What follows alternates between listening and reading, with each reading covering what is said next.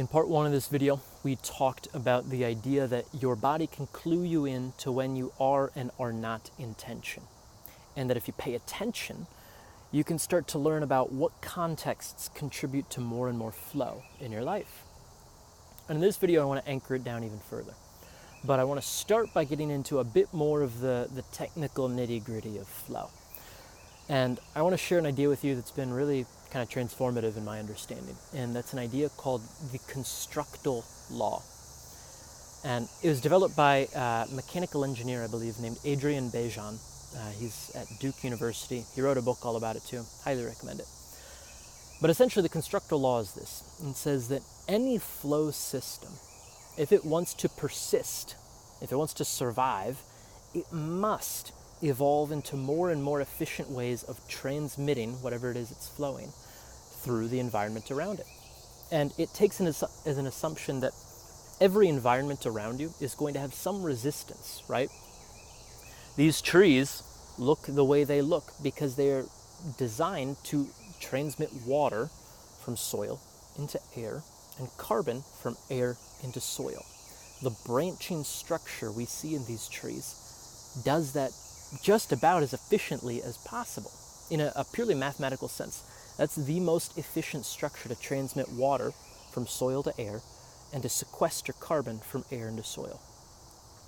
Similarly, if you look at rivers branching out, or we see the same pattern in our lungs and our capillary structures as well, that's a pretty efficient way to disperse fluids through an environment full of resistance, is that branching structure. You might also think of something like a snowflake, that crystalline pattern emerging out. Really efficient way of dispersing heat, which is the function of a snowflake. It crystallizes, it disperses heat. So here's the thing. Flow systems, to persist over time, must develop more and more efficient ways of transmitting, of flowing. And you're no different. You're a flow system. You move mass across the environment and the landscape around you. Every time you walk, every time you run, every time you climb, that's what you're doing.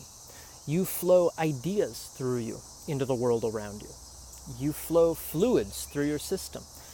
You are built for flow. The thing is, flow systems can only do that when they're free from constraints. As soon as there's a constraint, that flow is blocked. And you might think of this simply as a dam in a river. When there is a dam there, that river is not free to flow. And of course, there are all sorts of downstream effects of that as well. We can utilize those constraints in some key ways, but there are also some pretty serious ecological consequences of that too. I probably don't need to get too much into that. Safe to say, more flow is a good thing. Less flow is probably a bad thing, right? So how do you go about identifying the constraints to you flowing? One of the key constraints we can think of is tension. And it seems like a simple thing, but where within your system do you notice tension? Where are you tight? Where are you holding? Where are you contracting? It's a pretty clear indication that you're unable to flow in that particular physical structure. You might also think, when you're trying to do whatever this task is at hand, that you want to dip into more flow, whether it's research or work or whatever the case may be. What's the tension that's keeping you from fully focusing, fully giving yourself to this task at hand? Where is your mind pulled? Where do your thoughts tend to wander? Like where are you if not here and now? So, clue in. Where do you notice tension that is pulling you away from free flow in the task at hand? That tension's a really clear indication of what your constraints are, what the dams are in this flow river system that we're going to call you for the time being.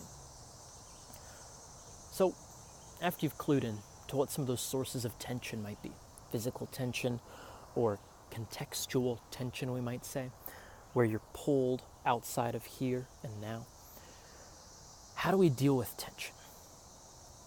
One of the clearest ways that we can resolve tension is by actively engaging into it, actively dealing with it, actively contracting it further.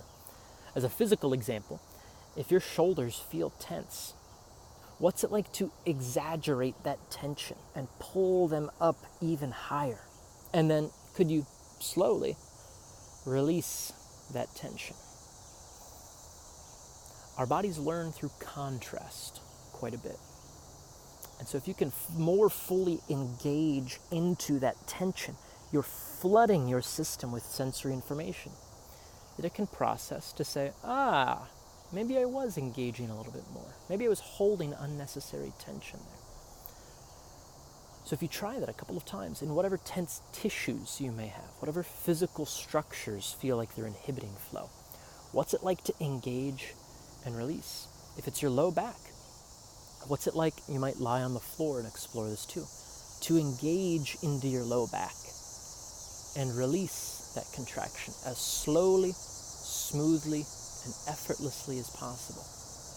Can it be a slow, steady, consistent release? Or does it feel like it ratchets through that tension? These are all things to pay attention to. Now let's say that your tension isn't necessarily a physical tension, that you want to be working on whatever this is, but your mind is pulled elsewhere. Engage with that. If you're trying to type away, if you've got this report you're working on, or you're trying to read and research, and your mind is going to, that email I should have written, I need to talk to that guy, I need to blah, blah, blah, I need to do that thing. Clearly there's something within your organism that is telling you that that thing is more important than this task at hand. So engage that, exaggerate that, go do that other thing, then come back to it. Again, that seems like a bit of a no-brainer, but it's something that not many of us put into practice.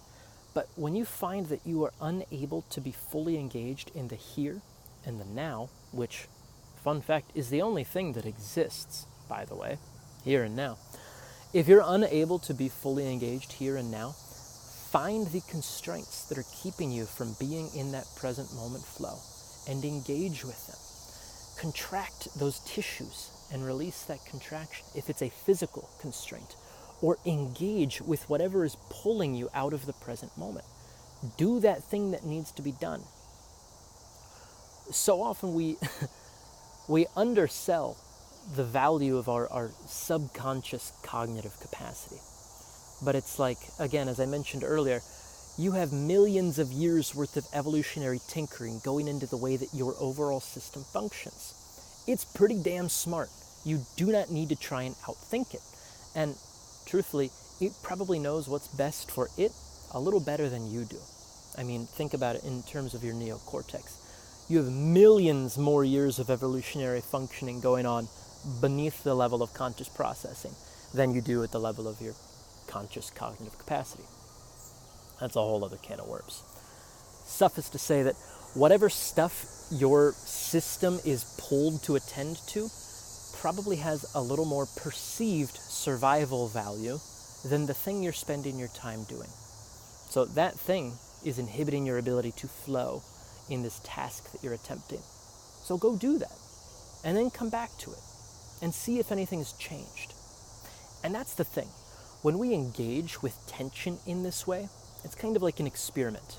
I don't know for certain that that's going to dip you back into flow, but I don't think that it's not going to either, as roundabout as that seems to say. What I mean by that is, after you contract, after you engage, after you attend to that, tune in again and just ask yourself, what's different at this point? Has anything shifted? For me, what's shifted is the sun is now kind of setting and sinking that way, and the lighting's a little weird at this point, but we'll power through. So after you've contracted and released, or after you've gone to attend to that other task and come back to this, what's different? What's different about you? What's different about your physicality? What's different about your focus? Again, we learn through contrast. If you can bring conscious attention to what has shifted after you engage with your constraints, that is how your system learns to more and more easily tap into a feeling of flow. So, I know this is a lot of stuff to take into account, especially combined with part one, but I'd love to hear what you think. So drop me a comment, let me know any questions, anything you want further clarification on, and we'll suss this out.